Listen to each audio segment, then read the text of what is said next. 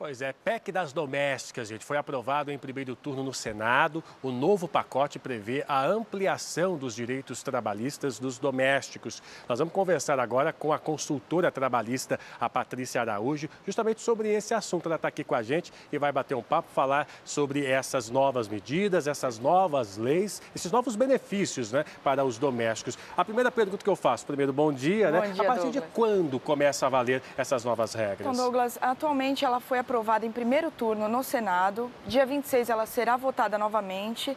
Ela sendo aprovada, ela vai para o Congresso para promulgação e aí sim ela entra em vigor. Tá Então certo. ainda vai demorar um tempinho, mas com certeza vai ser aprovada sim. Bem, você tem alguma dúvida? Vai lá para o metrô da Barra Funda. O nosso repórter, o João Paulo Vergueiro, está por lá trazendo a sua dúvida. Ô, João Paulo, quem é a primeira pessoa que vai perguntar, tirar dúvidas aqui no Se Liga Brasil, hein?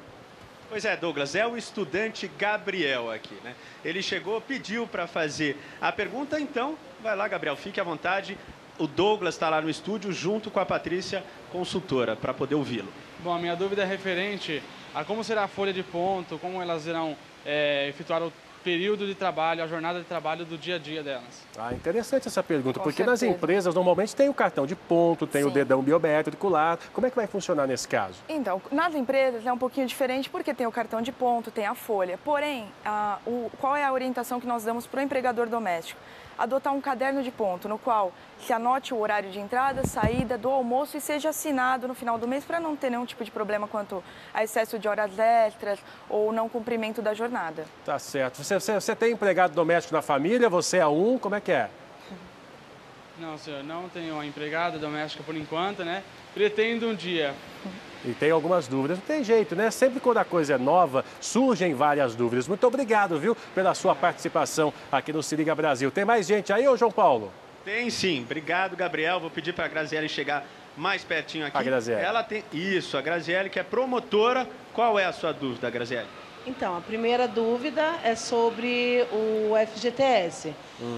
Porque para saber se elas também vão ter o direito de, no final, quando elas são mandadas embora, se elas também vão ter direito em sacar esse FGTS. Famoso FGTS, O FGTS. seguro-desemprego, também elas vão ter? Sim, vão ter. Atualmente, o FGTS ele não é obrigatório o recolhimento. Porém, a partir da promulgação da Essa PEC, nova regra? será. Então, vai ser recolhido os 8% referente ao fundo dela. E, em caso de demissão sem justa causa, o empregador vai ser obrigado a depositar 40% de indenização e também a empregada vai ter direito ao seguro-desemprego.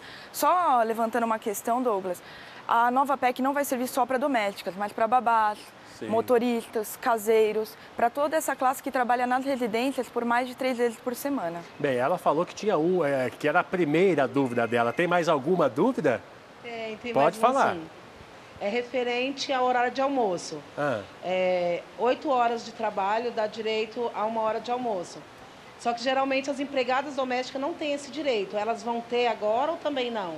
E aí, Patrícia? Sim, terão. A jornada de trabalho vai ser igual à CLT, ou seja, 44 horas semanais, 8 horas diárias, no máximo com 2 horas extras e com mais 1 hora de almoço. Entendi. Vai ter que ser respeitado sim. E como é que fica a situação também da empregada que dorme na empresa? Como é Com que é? certeza. Esse período dela dormindo, dela vivendo lá com a família, vai ser computado como hora extra ou depende do acordo da patroa com o empregado? Então, essa questão está sendo muito discutida e ela vai ter que ser muito segregada. A partir do horário, deu 18 horas, ela realmente não pode mais trabalhar, senão é chamado sobreaviso.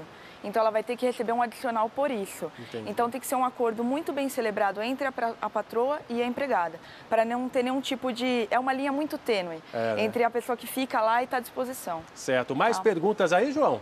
Eu tenho uma curiosidade, posso fazer uma pergunta? Claro, fique à Patrícia? vontade. Existe dentro desse assunto sobre jornada de trabalho, Patrícia, existe a compensação de horário? Por exemplo, numa segunda-feira, de repente, o trabalhador ou a trabalhadora não pode cumprir as 8 horas, ela pode cumprir 7 e depois compensar essa hora no outro dia, por exemplo?